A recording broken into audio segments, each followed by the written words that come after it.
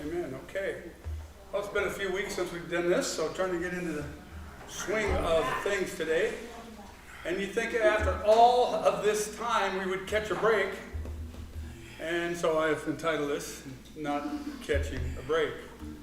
Not catching a break. Wouldn't you like to just skip over 2024? So no such. It's a leap year, but we're not gonna skip a whole year. So, or go back, right?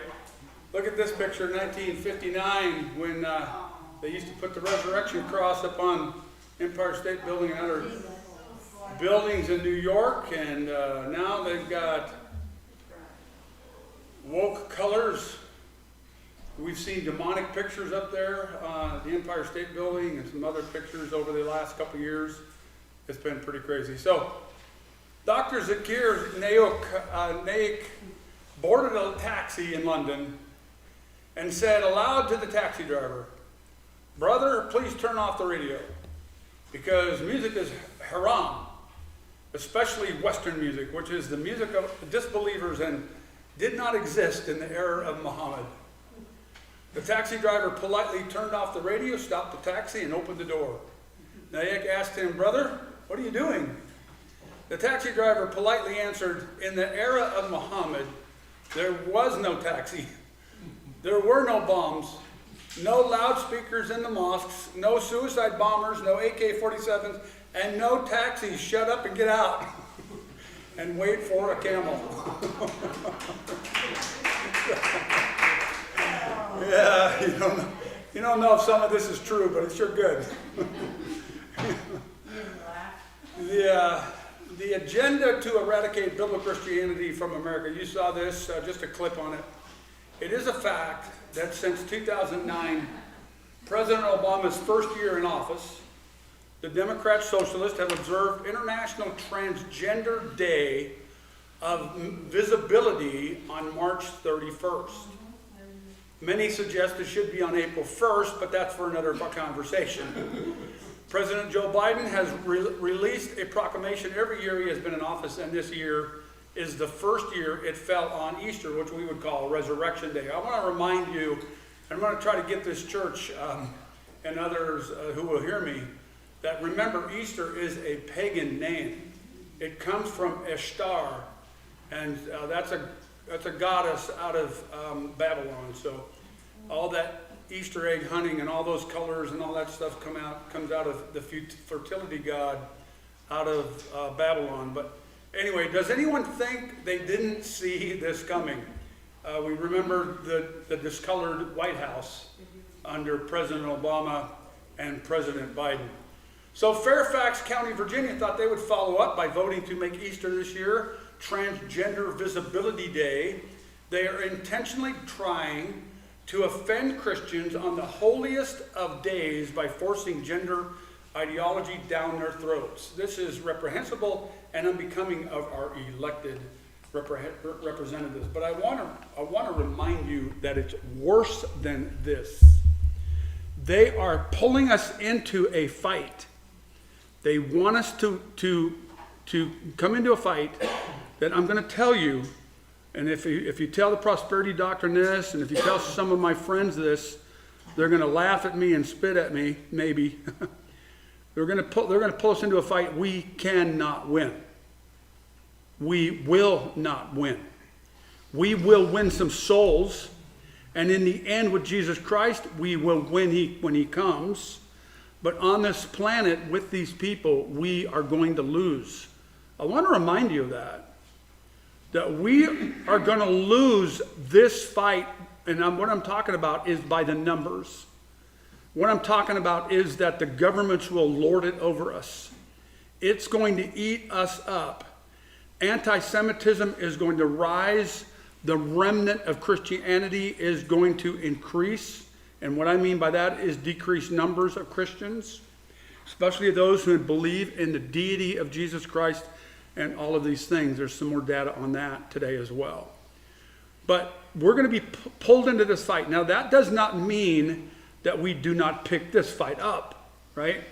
We pick this fight up, but we need to be careful how we wage it. Like we said this morning, we need to wage it with the gospel of Jesus Christ. We need to wage it with the Bible. If we go beyond what is written, we're crazy. If we try to predict what's going to happen today or tomorrow, we're crazy. Okay? Don't fall into those traps. Fall into the trap of, let me tell you about the Son of God who came to deliver us from our sins. He's coming to judge the world, but you will be saved from it. He is going to save us all who believe in him. God the Father loves the earth, and he sent his Son to save all who would hear him. Okay? So that's our story, and we're sticking to it. 2 Peter 2:7, if he rescued Lot, a righteous man, distressed by the depraved conduct of the lawless, for that righteous man living among them day by day was tormented in his righteous soul by the lawless deeds he saw and heard. If all of this is so, then the Lord knows how to rescue the godly from trials and to hold the unrighteous for punishment on the day of judgment. Now, there is a judgment coming. We mentioned that this morning. We need to tell people that, but there's a salvation coming as well. Let those who will be judged be turned over to the Lord for him to handle, and let us pick up the scriptures and the work of the church and stick together as we go into these times, okay? So we've missed so much over the last 4 weeks, right? This is an old picture.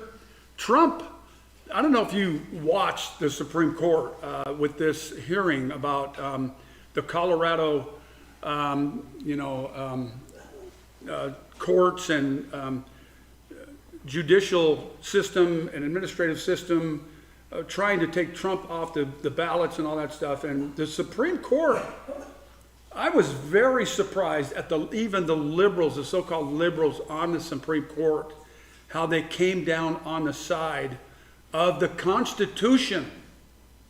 Okay, on the Constitution, and a lot. And I was very surprised. I listened to it just before, a few days, a week, I can't remember, going into surgery, but got to hear it. And yes, the legalism, the legalistic terms were way over my head, but you could pick up enough going, wow. I mean, they really, you can hear that the way they were talking to the Trump's lawyer, that lawyer, man, I tell you what, he was brilliant. He knew the Constitution. He knew the judicial system. Man, I tell you, if somebody could preach like that, there are preachers like that, but he was really good.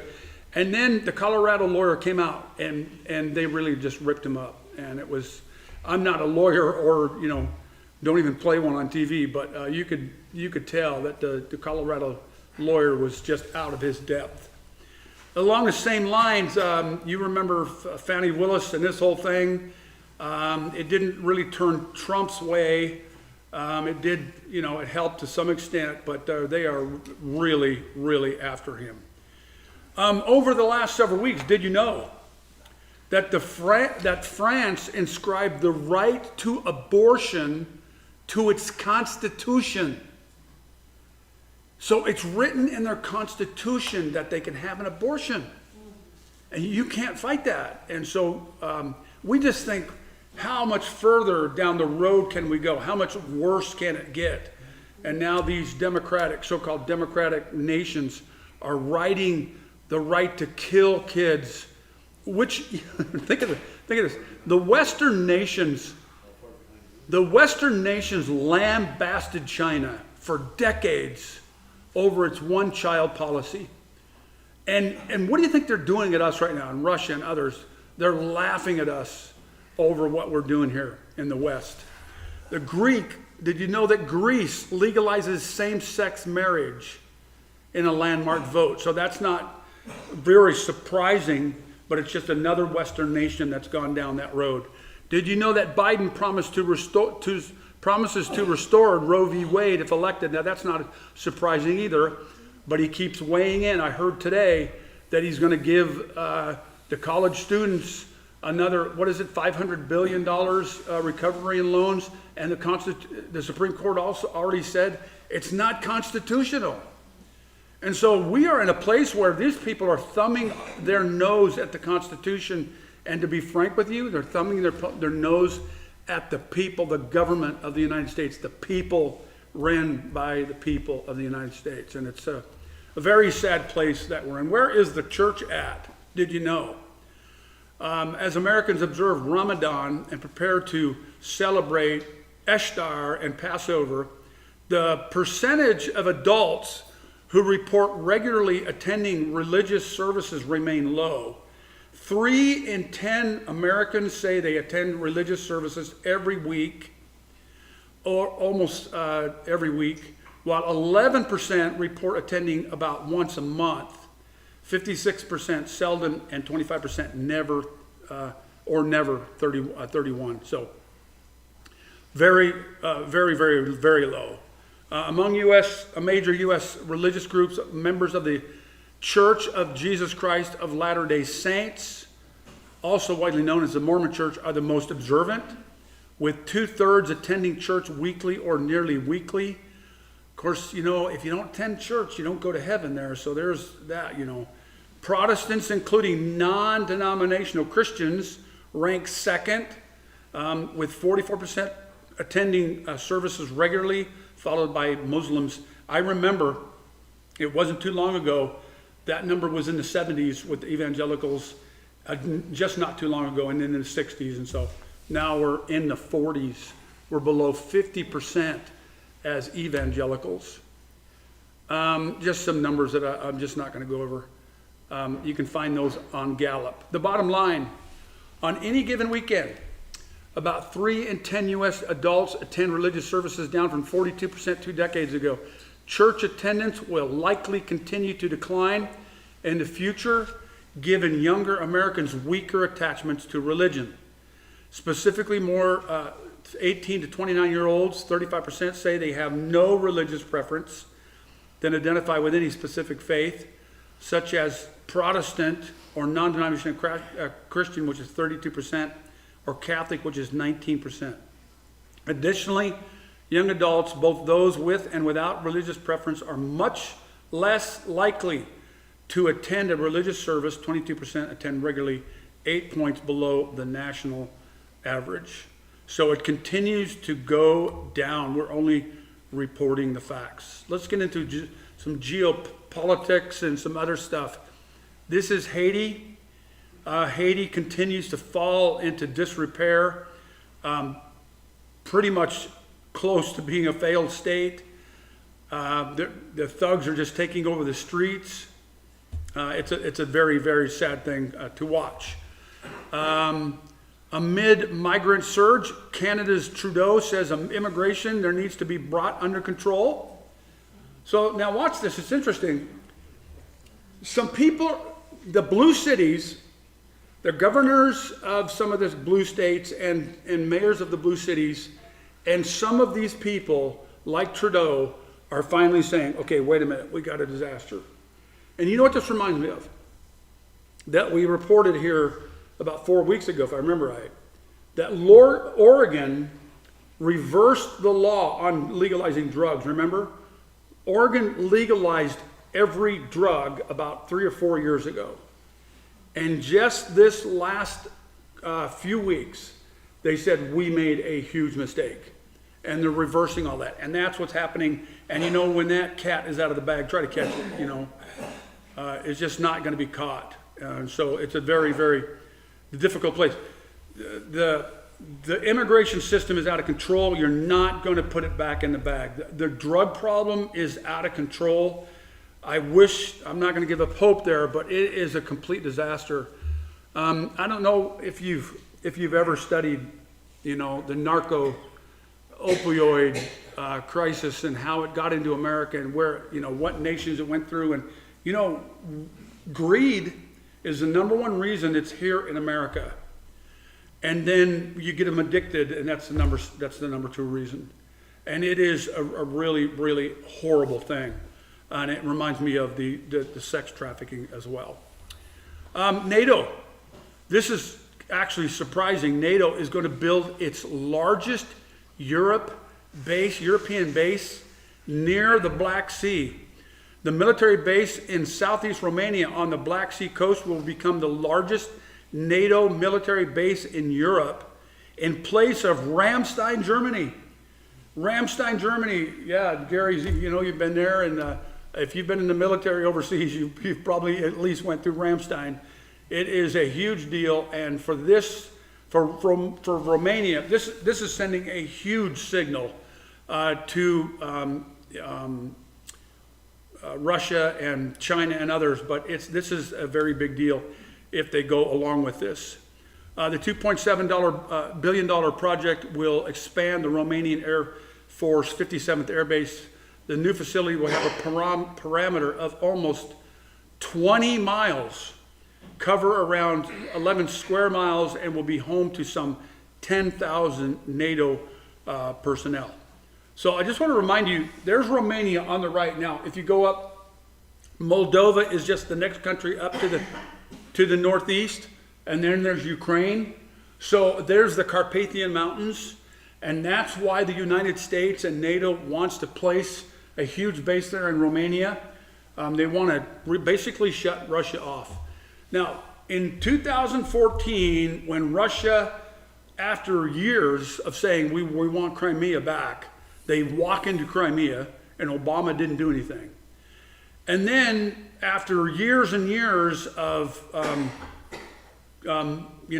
firing shots into Ukraine and all this kind of disaster along the Donetsk and other places in Ukraine, the United States and the West is finally waking up. They're finally waking up. And so it's really interesting.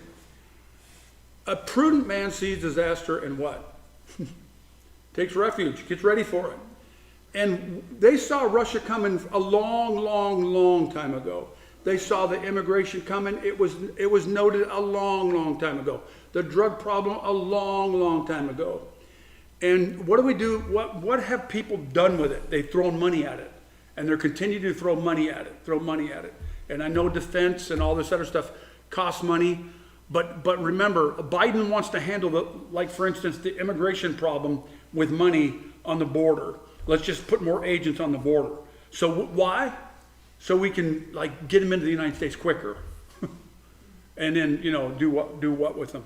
So it is the world. The world is so dumb, and it just really is. We have just really lost our sense of nationality and safety and security and prudence. Okay, so here's something we're throwing weapons at the radar out of UK. Dragonfire laser has achieved a UK first with a high-power firing against an aerial target. With precision accuracy and costing only around £10 per shot, it's a potential game changer for air defence. Working closely with industry, the UK continues to invest in cutting-edge technologies to keep the nation safe. So they're taking a page off of Israel. They're getting short-range laser systems, defense systems going here. The United States is doing the same. They're working on long range. They want to take out the ballistic missiles because it's so much cheaper, it's so much faster, and so if they can get there, they can go a long way. Speaking of Russia and China, they veto a U.S. resolution on calling for a Gaza ceasefire. Now, this was a couple of weeks ago, right? Now the United States is all in on saying, okay, Netanyahu, ceasefire. You need to stop. And it's coming down. More on this coming. Here's our United States Air Force. I don't know if you're afraid of this person or who these people are. Set our sights higher and focus on intentional inclusivity, because there are still far too many people out there, not just LGBTQ individuals, that I ask you to set out. Okay, so that's all I can handle. I can't stand no more. As the cartoon said, I can't stand no more. Okay, we've got these people in the United States military talking this way, and talking about equality and talking about, they're mandating this stuff. Use equality terms, use the proper pronouns, all this stuff. And we wonder why China and Russia are over there laughing at us, spitting in our face, and and this, along with what God is doing, really judging us, and He is judging us right now. Let's talk about some bad actors here. The U.S. CDADS. Now, this is a system where they can actually make almost anything you need for a military arms system. So it's just like a CAD system where you cut it out and put it into your defense system or your arms system. The U.S. calls Turkey the main hub for the transmission or the transshipment of Western military parts to Russia. So who's a problem here? This NATO member, Turkey, needed to be voted out about 10 years ago, and it's too late for that as well. The experts call Turkey the Achilles heel of the Western sanctions. Turkey is a key transshipment hub for European-made dual-use goods to Russia, according to a report by the Center for Advanced Defense Studies, a Washington-based nonprofit global security organization. The organization's report focuses on the supply of computer numerical control machines, a high-tech dual-purpose equipment used to create various military goods such as weapons casings and aircraft parts. And so the West makes it, we give it to Turkey, Turkey gives it to Russia. Or the West makes it and then somebody goes to Turkey and says, we're going to buy it, have it shipped through you. And so Turkey is not helping us whatsoever. We've known this. It's not new. Now, back in the 60s and 70s, if I remember right, the United States came out with what's called, it might have been later, the 70s, 80s, what's called the JDAM bomb. And I won't try to remember that acronym, but it's the JDAM bomb. Basically what they did, what the United States did, was they took a 250 or 500 or 1,000 pound bomb and they put a GPS system and wings on it. And actually they didn't put the GPS system on it.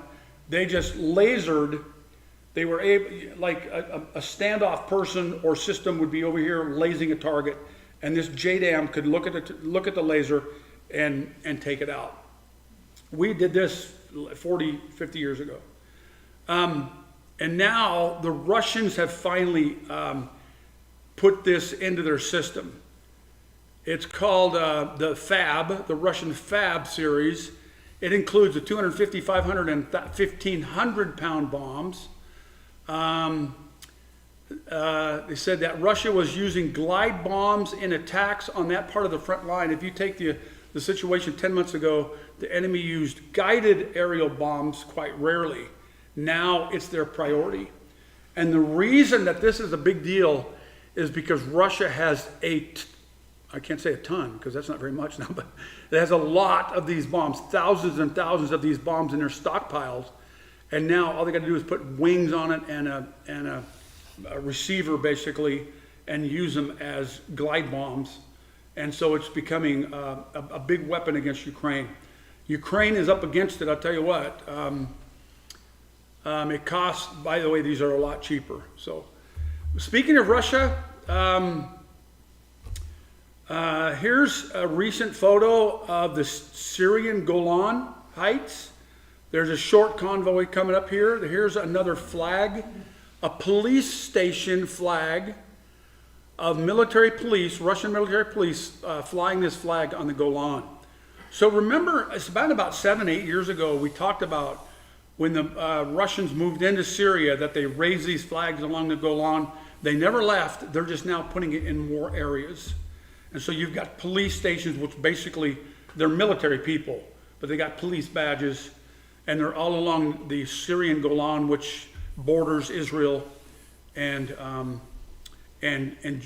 areas of Jordan and stuff too. So Russia is embedded and it is not leaving. Speaking of which, the Biden administration on Thursday warned Iran of a swift and severe response from the international community if Tehran provided ballistic missiles to Russia, after Reuters reported earlier this week that the Islamic Republic shipped the powerful weapons to Moscow.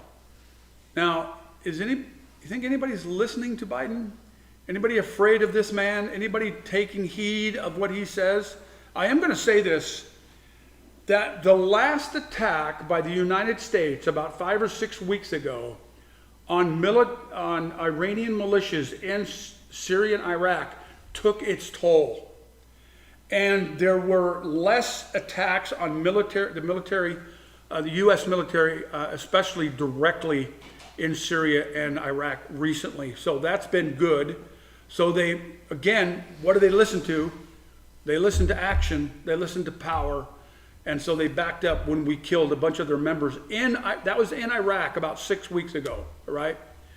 A Russian rocket blast Iranian satellite into orbit. So all this is happening. Iranian state television said that 110 kilogram probe has 3 cameras aboard to capture images for environmental and agricultural monitoring. Yeah, and Iran says that, so we're to believe them as well. We believe them as much as we do our President Biden. So the European Parliament just overwhelmingly, 451 for 46 against, 49 abstentions, passed a non-binding resolution calling on the EU to provide military aid for as long as necessary in whatever form for Ukraine to win.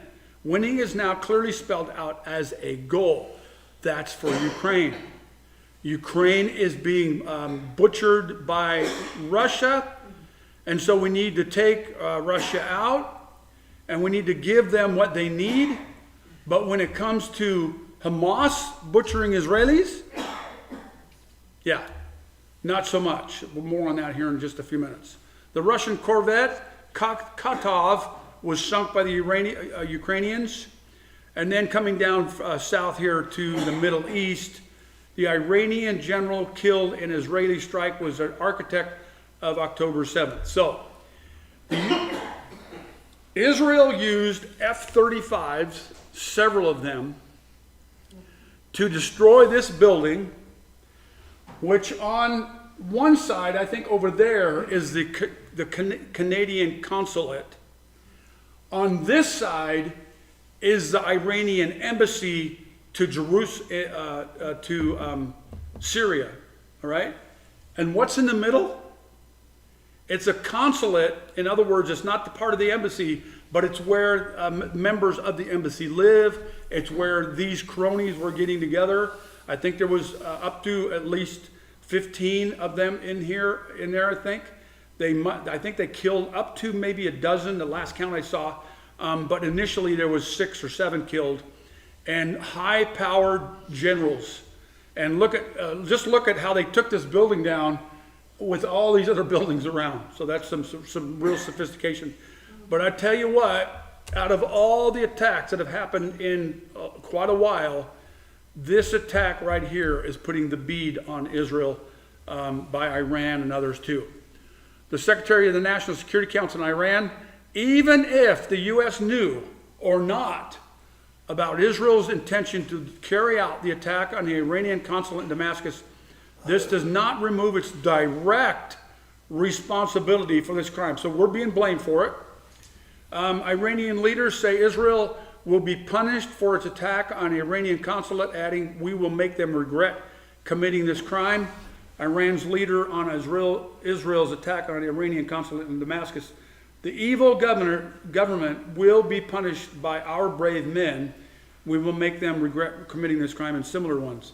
And so high alerts across the Middle East, especially in all the embassies of Israel, and of course many of them in the United States embassies in the Middle East and so forth. So here's, everybody knows this, but it's just helpful to hear it every once in a while. Let me read. I'm not gonna. I think somebody had a good idea. I think John Fontes had a good idea. Let me read this. Do you really think that there can be negotiations on top of corpses, skulls, and graves? Talking about Gaza. Do you really think that the Palestinian resistance today, after all these sacrifices, we have 30,000 martyrs and over 100,000 people wounded? That's a lie. Do you think that the Palestinians would agree to make concessions to the Israeli enemy after this great massacre? They call it a massacre. So more blood will be shed, and there will be more martyrs, and ultimately everybody will sit to the negotiation tables, even if indirectly. I had a conversation with the Palestinians. I had said to him that there are many martyrs. Do you know what he said to me? There were about 15,000 of them back then. He said the earthquake in Turkey killed 50 to 70,000 Turks within minutes. That's sort of true. Our cause is just as sacred, and we can afford to sacrifice 100,000 martyrs. And so these people are all in. Now, I was asked a question when I was leaving church this morning. Why would the Palestinian people put up with Hamas? And I want to remind you of what Amir and others keep reminding us, what Golda Amir said.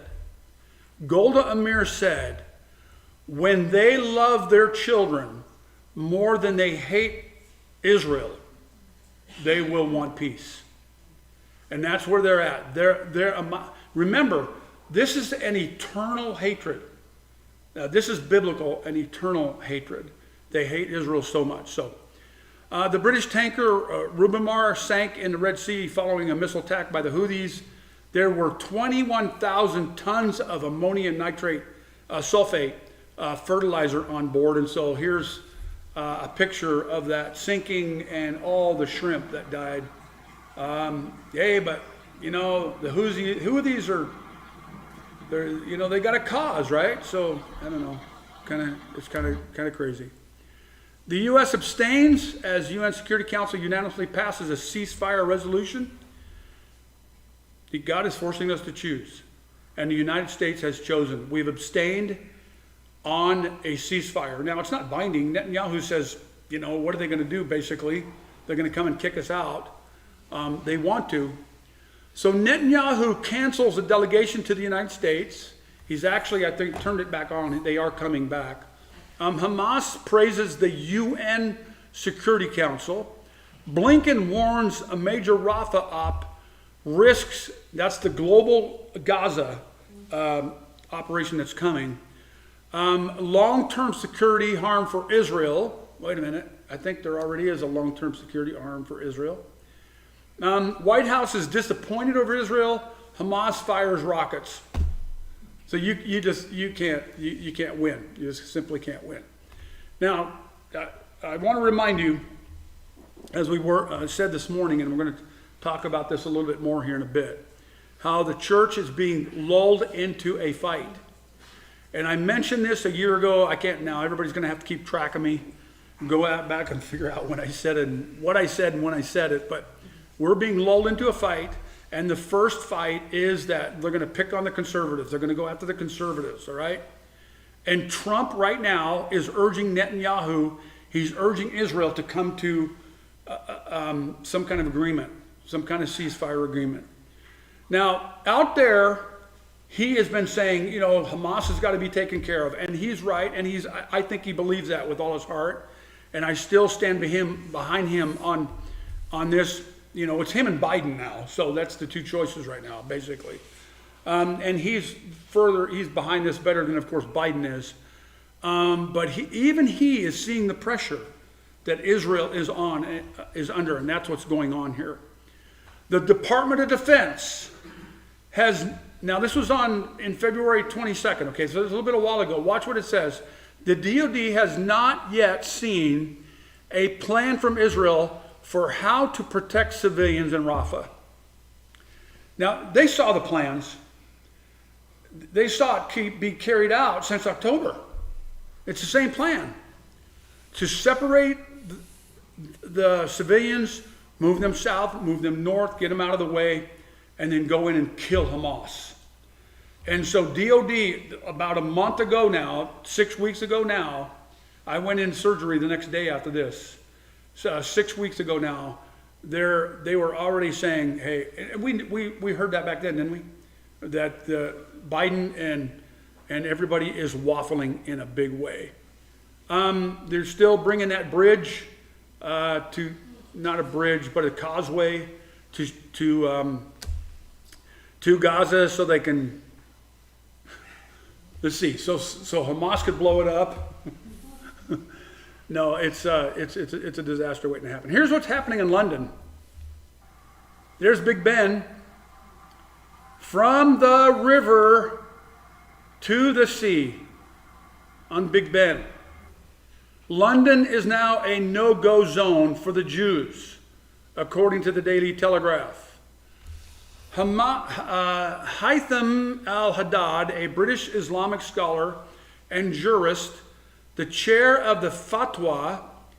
Fatwa is an order, they make a decree, and that's the Fatwa Committee for Islamic Council on Europe, said in a panel discussing Muslims in the West that the situation of Muslims in the UK and in the West is a lot better than it was 20 years ago.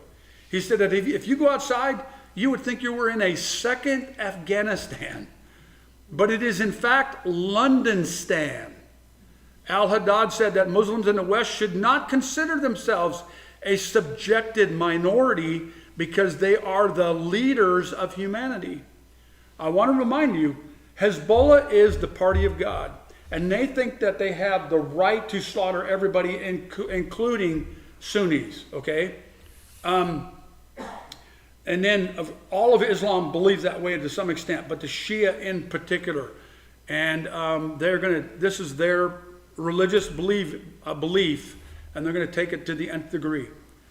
So in a speech on Thursday at an election rally, Erdogan vowed to send Netanyahu to Allah. What's that mean? To kill him, to take care of him, to make him miserable and curse him. He also claimed that Netanyahu and his administration, with their crimes against humanity in Gaza, are writing their names next to Hitler, Mussolini, and Stalin, like today's Nazis. So what's new out of this guy? Netanyahu said this. He responded with this. You who support the burning of babies, murderers, rapists, and mutilation of corpses by Hamas criminals are the last one who can speak about God. There is no God who will listen to those who support the atrocities and crimes against humanity committed by the barbaric Hamas friends. God said, he be quiet and shame on you. So, now, where do you think this is?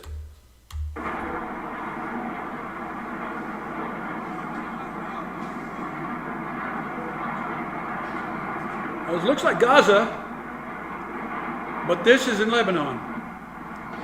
So this is almost mirror imaging of what happened in Gaza in October and other places, and it's been going on for a little while. But now look at Gaza, look at Lebanon, parts of Lebanon, and Netanyahu and Gallant and others are saying, "Listen, Lebanon, you need to kick Hezbollah out. You need to stop this because you're going to look like Gaza here pretty soon if you don't stop this mess." 4,500 missiles, and this was, I think I took this shot, this screenshot about 6 weeks ago as well, 4 weeks ago maybe. 4,500 missiles into Lebanon. It's probably about 5,000 now. Let's listen to Eon for a minute.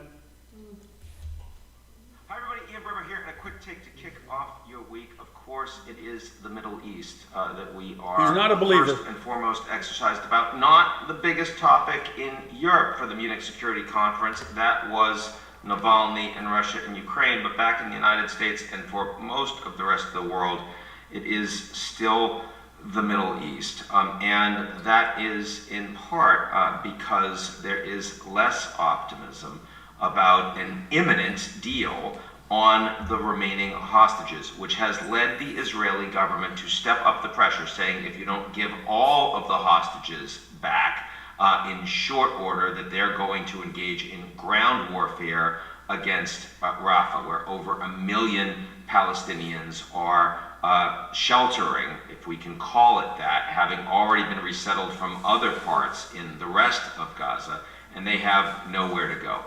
The Americans are deeply concerned about this, and that's why you see the United States shifting towards support of a Security Council resolution that would call for a temporary ceasefire. Now, that's not all that much, a temporary ceasefire, and it's not necessarily going to lead the Israelis to take a different position, but it does show frustration, public frustration from the Biden administration that the war is not going where they want, that it continues to see massive amounts of civilian casualties, and the Israeli government isn't listening to their quiet pressure. Of course, that's causing difficulties for Biden at home during an election year. I also see the Israelis pushing on Rafah because they are hoping that that's going to force Hamas into a more acceptable deal on, how many hostages are freed, with how many Palestinian prisoners they have to give up, all of that stuff. But if it doesn't work, of course, that means that the pressure on Netanyahu and the Israeli war cabinet to go in to Rafah with tanks, with troops, with far more civilian casualties, far more pressure on the Palestinians to get the hell out, no matter the consequences, some getting into Egypt, potentially breaking the Egypt-Israel peace deal. You also see that with the Saudis, who publicly are saying there's no chance that they are willing to engage in a breakthrough normalization of diplomatic relations with the Israelis, as long as Netanyahu is in power, as long as there's no two-state solution, as long as there are any Israeli troops on the ground in Gaza. That is considerably more pessimistic than they were even a few weeks ago. So the general travel of this conflict continues to be negative and towards escalation, towards more conflict across the region. We also see that in West Bank. We also see that with the skirmishing and the missiles going from Israel into Lebanon, from Lebanon and Hezbollah into Israel. So now he's not a Christian, and if I had to guess, I could probably guess who he would vote for. He's not a Trump supporter, but he takes a moderate look, if you will, at what is the situation, and a worldly look at what is happening in Gaza, and that's how the world sees it. That we're coming to a head, and that Netanyahu is being pushed into a corner. I believe that they should have went into Rafah a lot sooner, but they weren't ready. They didn't really have the go ahead, and they weren't ready. Now they've waited so long that there's going to be a lot of problems going in. Now basically everybody is stacking up against Israel on this in a huge way. The Pentagon is in touch with Israel about its investigation into the deadly airstrike. So now, talking about putting friendships to the test, about a week and a half or 2 weeks ago now, there was a deadly airstrike on aid workers. And it couldn't have been a worse timing probably. And this is a big deal. So now you have the National Security Council, Kirby, notches up the U.S. tone on Israel. A ship loaded with aid returns to Cyprus. The British foreign minister, the killing of aid workers, including 3 Britons, is completely unacceptable. Poland is upset. Other nations are upset at this situation now. And this was more than likely to happen. Now, do you remember back when we were trying to leave Afghanistan, and I think it's been a year or more now, that we killed some aid workers in Afghanistan? You remember that? And people were saying, well, war happens. Yeah, but when you put it on a different foot, they're going to cry against Israel. So Israel is up against it in a big way. The whole Arab League, the invasion of Rafah, will be considered an attack on Arab national security. That is a huge statement, a very big statement. Now, I'm not sure that there's a lot that the Arab League could do about it if they went up against the West. That will never happen. But that is a huge statement saying, the Arab League is saying to the West, listen, if you allow Israel to do this, you're allowing this to come against our national security. And so this is a really big deal. I just don't think I want to go into all the numbers. If you get into the numbers, look, in this conflict, do you support more Israel or more Hamas? And in here, it's 82% of U.S. citizens support Israel and 18 against Hamas. And there's some of those numbers. They're pretty big. In this conflict, do you support more Israel or Hamas? 79-21%. That was in February. And then later on it was 66 and 34. So it continues. Let's see, what is this one here? That's in January. This is February, and that's February. And then the later one is later February. So in other words, the numbers keep going down.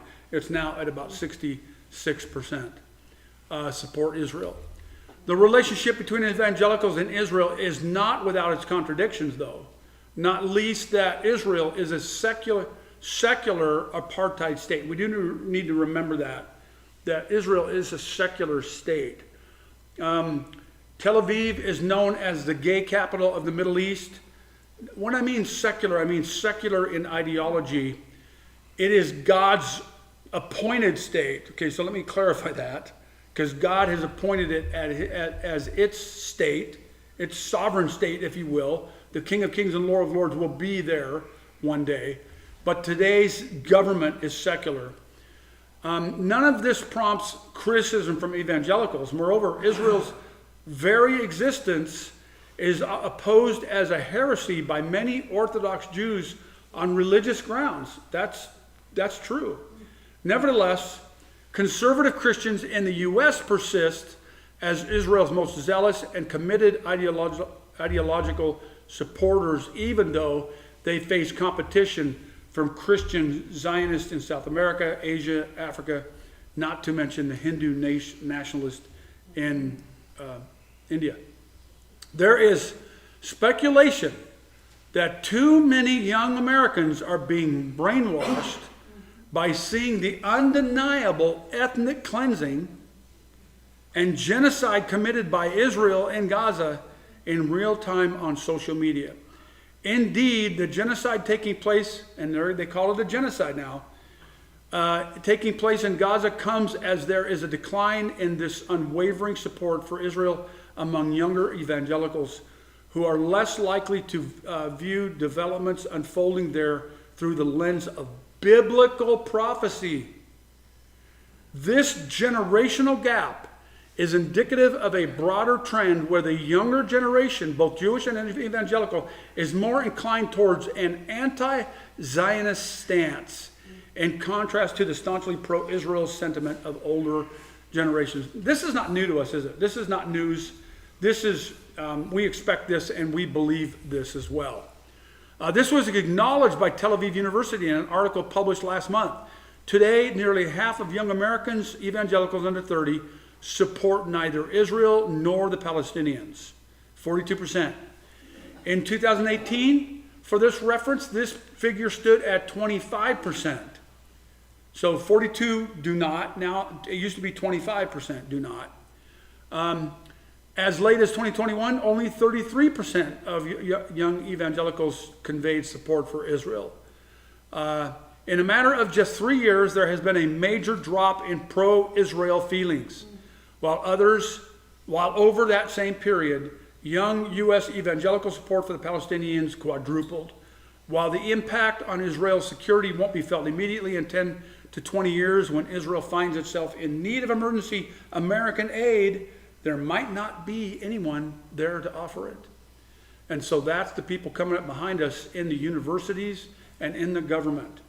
But this just clarifies what I've been saying here. It's time to choose. God is making people choose. Canada, no more arms to Israel.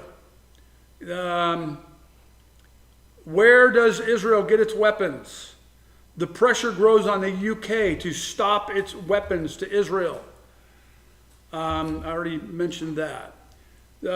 From the United States, the U.S. Chairman of the Joint Chiefs of Staff, General Pat Brown, Israel asked for specific weapons from the United States that Biden was unwilling to give. Particular requests were denied due to an American inability to provide them, and other weapons requests were denied due to Biden administration unwillingness to offer them. Now, having said that, you know what? People are still talking about from both sides of their mouth. So Biden says, we back up Israel. They have the right to defend themselves. And then he says, you got to get out. You got to have a ceasefire. These people, even the generals are saying, we're going to cut weapons. Last week, I want to say a squadron, maybe I might be wrong there, 15 F-35s, F-15s, which I want to remind you that the F-15 is an older jet, but it is a heavy-duty jet. It carries nukes. It carries the bigger bombs. It is a very, what Israel does with it when it adds its own stuff is really, really cool. And then, of course, all the bombs. So the United States gave them a huge amount of armament and jets even a week or two ago, and yet they're saying, we're not getting them anymore. So they're talking this story and behind the scenes doing other things, and they're just talking out of both sides of their mouth. Biden quietly signs off on more bombs. War plans for Israel. That was a fact. The arms approved this week by the U.S. president include 1,800 2,000-pound bombs, 500 500-pound bombs, and 25 F-35s. And I think some of this was already aimed to going there. But you heard of this, right? You saw this.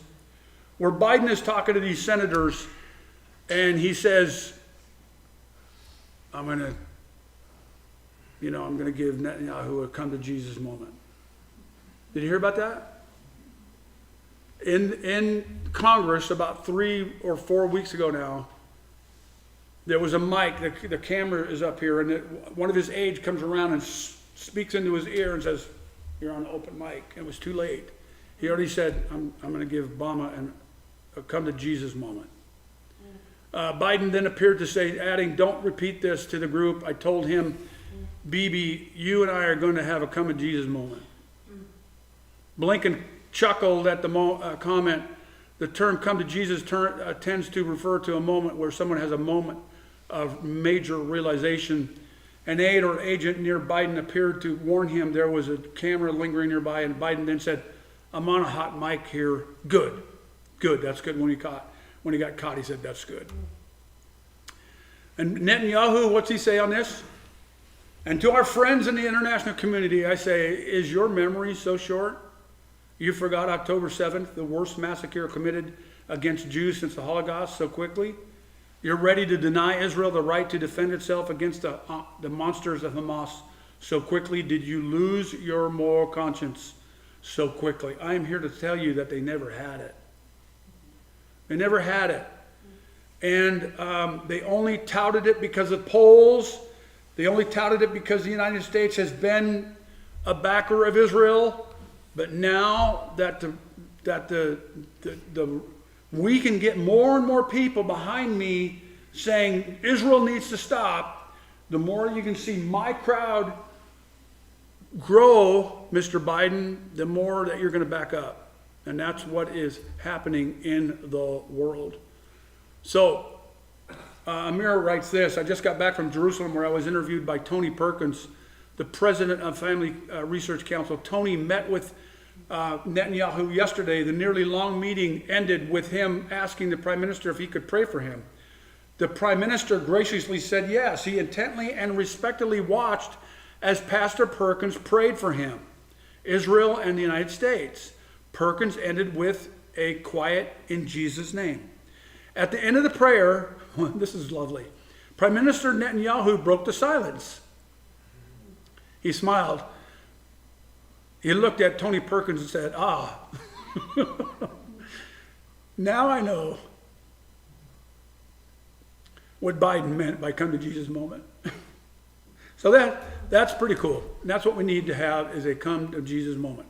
This was some time ago. The Quran was recited in the White House. Did you see that? Did you see the Congress, the House let Pastor Jack Hibbs pray in the House about a month ago, so that was pretty cool. The current U.S. administration, as well as some other very wealthy globalists, are pushing hard to bring about a recognition in a Palestinian state before the November elections. Netanyahu is the biggest obstacle, thus the efforts are to somehow replace him. And so this is what's happening. And I'm going to tell you again, it's not going to surprise me at all if Biden comes out with a two-state solution and says we're going to push for it. They ram it, or they try to ram it through the UN Security Council, the UN Council, and try to push, if they can one-up Trump on this, that's what he's going to try to do. So that is the big thing that's happening, I think. Let's talk about conspiracies. Now, Gary and I have been on to this for some years. We've been working together a little bit on this for some years, but we went through it back in 2017. We've been through this, and we've read a lot on it. I don't know how much Gary's read on it, but I've read and watched it a lot and studied it. Back in 15, 16, the blood moons, studied all of that stuff. And I keep up with all of this stuff. And so there's the 2017 eclipse that supposedly went over a bunch of Salems. And it did go over Salem, Oregon, and some other Salems. I looked at it. It went over some Salems. I can't remember how many. But it went right over Salem, Oregon, which is right on the coast, by the way. But I want to remind you something. This is in 2017. President Trump was already elected. So did we want a man of peace? What are we going to get past 2017? This should have happened in 15, or 16, but it didn't. Anyway, 2017. Now, we've got this one in 2024 that's supposedly going over 7 Ninevehs, right? 7 Ninevehs. Now, this is a picture that I took, and I used stellarium to take this picture. This is, and it's hard to read there a little bit, but if you can read it, it says 763 BC, June 24th. And there is a reported professor who said he went back and said that there was an eclipse on June 18th. Now, again, this is stellarium, so I'm going to let you go back and talk to the organizers of stellarium and all that stuff. And I checked Israel, I checked Syria, Assyria, Iraq, all over the Middle East. This is as close to an eclipse as I could get. This is on the 26th. And when you move it forward, it's not even a partial eclipse. Okay? There's no eclipse in 776. There's no eclipse, 73. There's no eclipse in the 700s. I don't know if you knew that. We'll look at that. Dr. Claude Marinatini, okay, I think he's Italian, professor of Old Testament, Northern Baptist Seminary. He talks about a guy named Stevenson, provides a list of total and nearly total eclipses. So total and nearly total solar eclipses visible in Jerusalem during the period 1500 to 100 BC. All right? These 11 eclipses occurred in all those dates. And you can look from 1200 down to 241. All right? Only 1131, 357, so it skips 700 total. 1131, 357, 336, and 303 had 100% totality. This means that for more than 700 years, there was no total eclipse in Israel. No total eclipse. Okay? I said, well, try to track this down. Look at all these eclipses over the United States. Since the mid 1800s, early 1800s, I'm thinking, well, why would we pick 2017 and April 2024? Well, why didn't we pick, 1918 when they're in the middle of World War I? And 1869, I think, was the Yellow Plague. I mean, why couldn't we pick one of the other ones when something bad or really good happened? And I couldn't line two of these eclipses up with anything major that happened in the world. Some major things with some of these eclipses, but you couldn't line two of them up to make the Greek letter Tav. No, that's not the letter I'm thinking of. Chi. To suggest that this announces Christ, and that's what the letter is for. It's mentioning Christ. I think we got a problem. Just looking at this, we have a problem. And then you put it in the hands of somebody like me who's a nerd, and I got to go looking, and they go, you better be right, because I want to know what you're talking about. So I went and found, and I took 2 hours yesterday, and I hope that you're so proud of me. Cindy would be really proud of me. I went and checked out all the Ninevehs in the United States. And even yesterday I heard somebody say, well, there's 8 of them. And the day before I heard someone say there's 7. Oh, there's 7 of them. There's 9. There's 9 of them. And by the way, that doesn't mean it's not talking about Nineveh Baptist Church. So don't tell those Baptists. This is 9 Ninevehs of some kind of township. They're all small, very small towns, either or even some of them are not incorporated, okay? But there's 9 of them. And I found... We define Nineveh in the United States. Yeah, 9 of them. 9 of them in the United States. 9 does. All right. And so, now this eclipse, here it is on the 24th, on the 8th at roughly 1:40 p.m. around, if you were in, Texas, Oklahoma, North Texas, Oklahoma, this is what you're going to see, right? And up, and then it just goes across the northeast there. And that's what you're going to see. You're going to see a total eclipse, and it's going to be a great one. Hope people are, I hope it's not cloudy for them. Hope they have a good time. But watch. The report is some Christian went out there and said, listen, folks, there's 7 Ninevehs out there, and all of them are going to be covered by this eclipse. So the nerd that I am, said, okay, where's all the Ninevehs, and where's the eclipse going to be? Well, it doesn't hit Connecticut. It doesn't hit the one in New York. It just misses it. It doesn't hit Nineveh, Pennsylvania. That has a population of 15,000. I think that's the biggest one. It doesn't hit Nineveh, Pennsylvania. What you would think, if we're going to hit a Nineveh, let's get the big one. It doesn't hit Nineveh, Pennsylvania, Virginia. Nineveh, Indiana has 4,200. It does go over that. It does go over Nineveh, Ohio. It does not hit Nineveh, Kentucky. It does not hit Nineveh, Missouri. It does not hit Nineveh, Texas. Okay, so we got a problem. So what are these people doing? They're tickling ears. Now, for the last several years, I've been trying to do some of this stuff. Remember that wonderful pastor? I'm not going to mention his name. Out of the east there, and he got on YouTube and he had some visions, and he said this is going to happen by October, and then this is going to happen by November, and this is going to happen by December, and none of it happened. None of it happened. And folks, I'm just saying that we're being lulled into a fight. We're being somebody has laid out a ring and wants us to step into it. And we need to say no. I'm not stepping into the eclipse ring.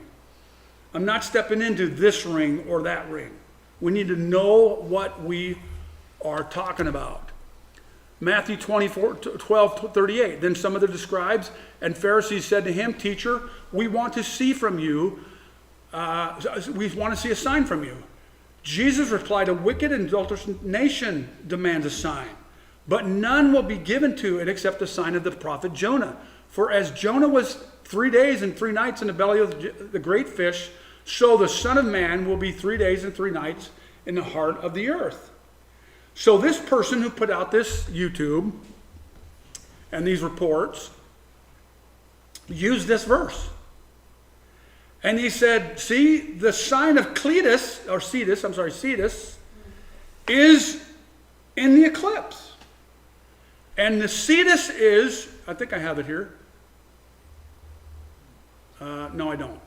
Cetus is a part of the Mazzaroth, if you call it the Jewish Mazzaroth, the constellation system that covers the great fish, the Pisces, and a couple others.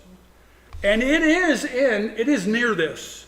If you were to go out during this time and look to the southeast, Cetus would be there. You're not going to be able to see it. But it is within, the constellations around the moon, around the sun, when the moon comes into eclipse here, or the sun comes into eclipse. But that's about all you got. And by the way, you know what Cetus is? Cetus is a name for a mythical god that came out of Africa or some place like that. What does any of that have to do with this verse? This verse, what's this verse say? Jonah was in the belly of a whale 3 days, or fish, large sea creature, whatever you want to put there. And Jesus will be in the belly of the earth for 3 days. That's all it means. It's as simple as that. It's as simple as that. So, let's get into something I think matters a little bit more, because Jesus spoke about it. This is a 4.8 earthquake in New York a few days ago. Looking at the same magnitudes, I put a representative up here. A magnitude 6 releases 32 times more energy than a 5.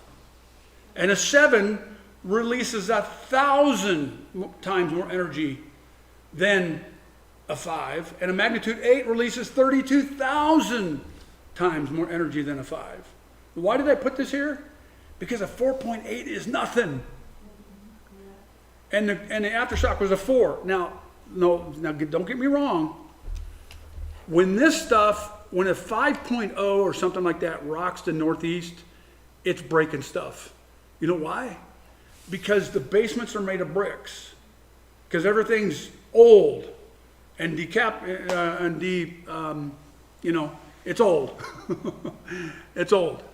And so a 5.0 is breaking stuff. And so it matters. That kind of stuff matters. Jesus said, okay, so he didn't say anything about an eclipse, did he? But he did say something about earthquakes, didn't he? See that no one leads you astray, for many will come in my name saying, I am the Christ, and they will lead many astray, and you will hear of wars and rumors of wars. That's first. See that you are not alarmed, for this must take place, but the end is not yet. And some can make the case that in 1942, 43, 44, the World War II ended, 48, Israel became a state, right? So you see the major world wars, and then they decline.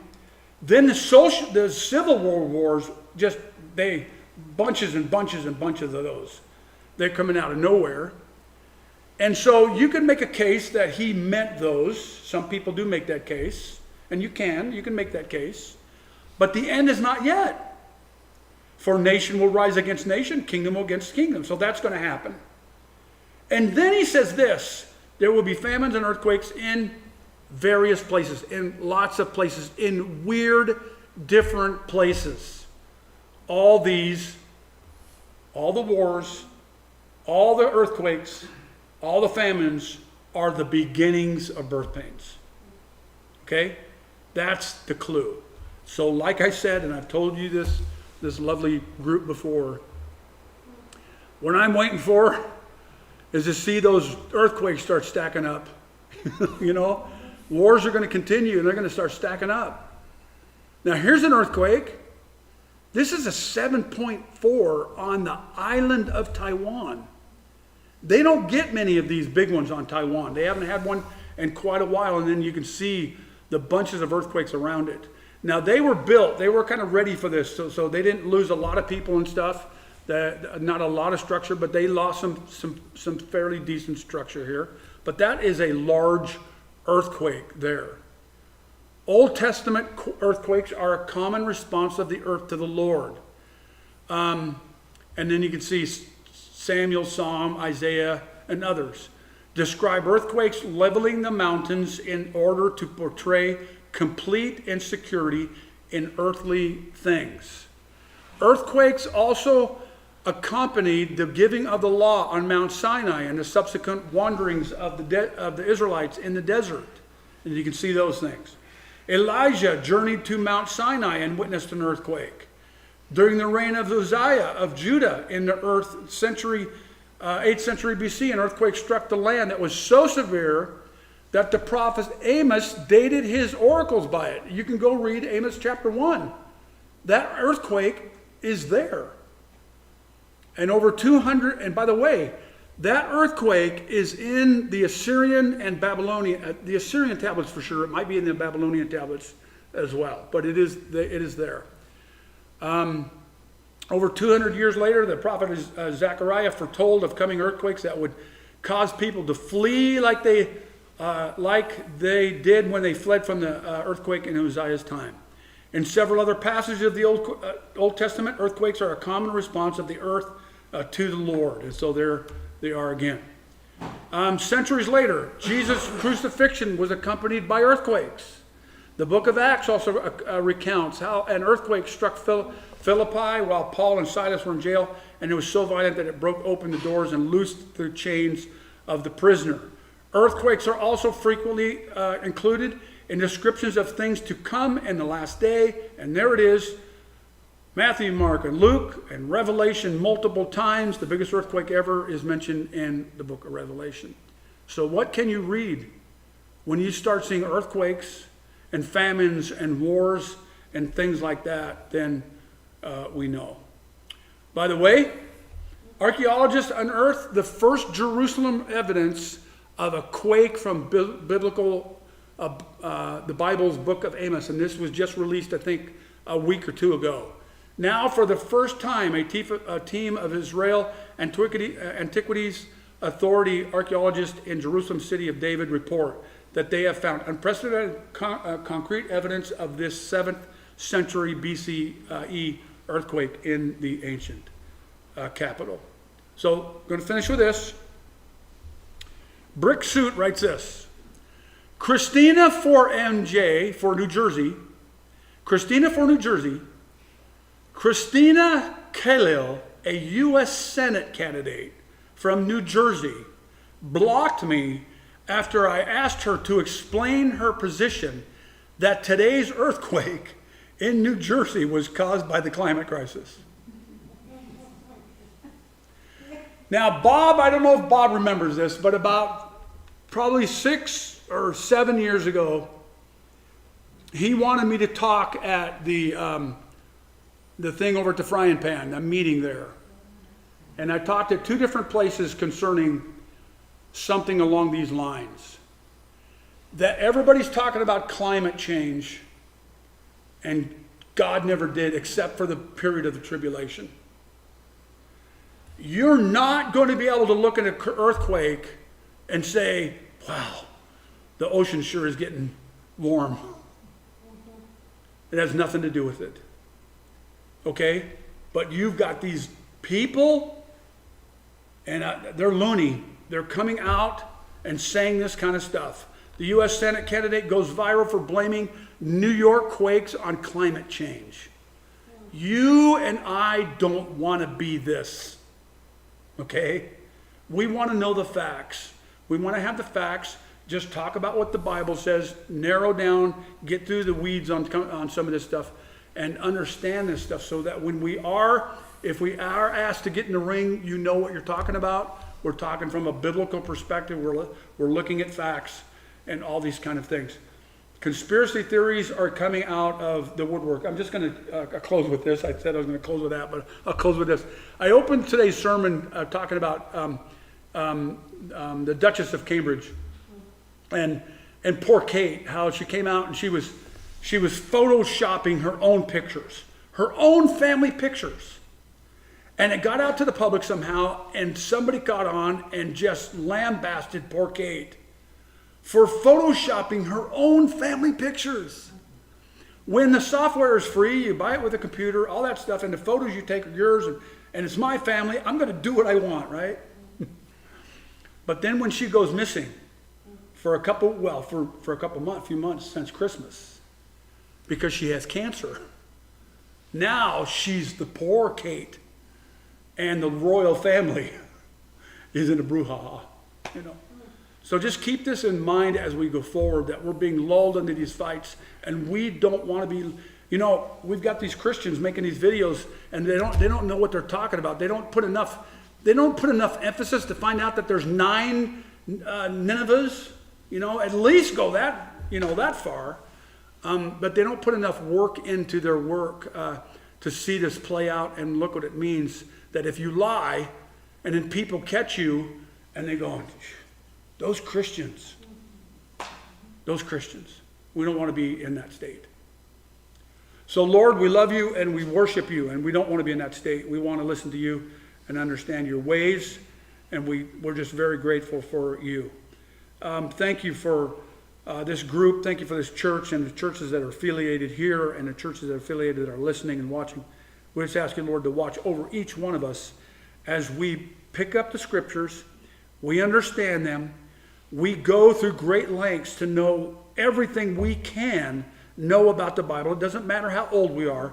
We get into it and we just start getting into the Bible so that it gives us hope, it gives us confidence, it gives us faith, and then we know where to stand when somebody asks us a stupid question or a relevant question. We know where to stand on your word. We love you for the opportunity. Help us to do it right. We pray in Jesus' name. Amen.